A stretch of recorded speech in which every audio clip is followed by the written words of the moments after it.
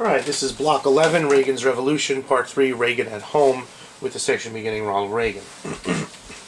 Ronald Reagan was born in 1911 in Tampico, Illinois, on the low end of a working class family. His mother was a devout Christian, and she kind of had to be because Reagan's father was an itinerant shoe salesman with a fondness for the bottle. He was a bit of an he was an alcoholic, and Reagan, when he was older, would remember, when he was a kid, kind of helping his mom carry his father in from the front porch because he had passed out drunk, on his way home from work.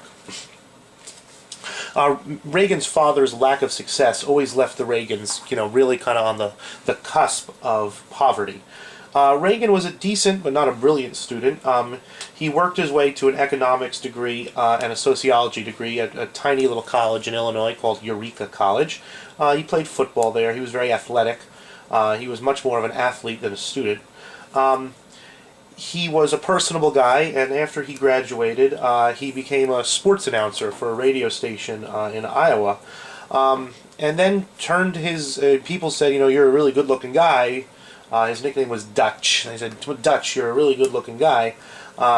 You should go to Hollywood. So Reagan went to Hollywood, and he turned his good looks into a career as a Hollywood actor.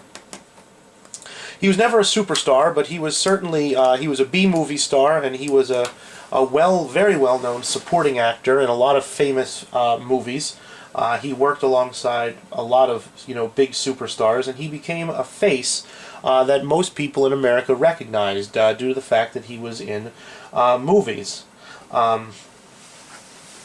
He was a Roosevelt Democrat, as pretty much everybody from his background was at the time, and he had an obvious flair for politics, and he had a good personality, and he was outgoing, and he was funny, and he liked to tell stories, and he married a movie star. They would get divorced later on. Reagan was the first president, and so far only president, to be in office after a divorce. As his movie career kind of started to wind down a little bit, that the roles were getting a little fewer and a little further in between, he turned his flair for politics into the presidency of the Screen Actors Guild, the union for actors. And while he was there, he helped purge Hollywood of many of its communist influence. He was a Roosevelt Democrat, but he was a strong anti-communist. In 1954, he took a job as a national spokesman for General Electric. And in that role, he toured the country, giving talks, giving lectures, and kind of having town hall meetings with Americans all over the country. And it was on those tours for GE, plus the influence of being out and about, regular, ordinary Americans, that he began to abandon his belief in activist government. He began to reconsider, kind of some of the excesses of the New Deal. And he started to think that, government dependency was tearing at the fabric of American culture. And you add that beginning belief in small government to a lifelong anti-communism, and Reagan started to become known as a nationally prominent conservative.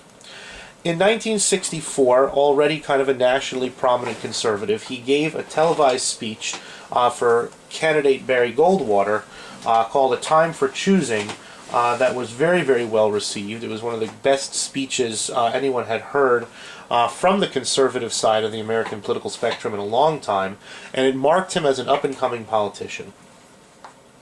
2 years after he gave that Time for Choosing speech, he was convinced to run as a Republican, as a conservative Republican, for the governorship of California. No one believed he could win. That a lot of people believed that he was just an actor, and even when Reagan was running, his opponent, Earl Warren, who had been this, I think it was Earl Warren, I'm not certain, his opponent told a group of school children, Reagan was an actor, and who shot Lincoln, right? An actor. He was not very well respected among most of the political elites not only for his policy positions, but for the fact that they kind of thought he was an empty suit, listening to other people's lines and just playing the role of a candidate and not actually being a candidate. Reagan won easily, which was a shock to a lot of people in 1966, and he became the governor of California.